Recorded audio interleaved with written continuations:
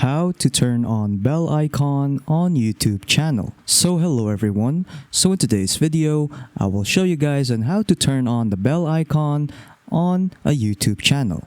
So without further ado, let us begin. So the first thing that we need to do is look for the channel that you want to turn on the bell icon. So for example, I'll just search up for a sample YouTube channel. So for example, I want to turn on the bell icon on this YouTube channel here. So make sure that the YouTube channel that you want to turn on the bell icon on is that you are subscribed to this channel.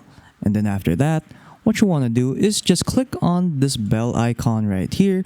And then from here, you can now customize on how you want to receive notifications from this channel.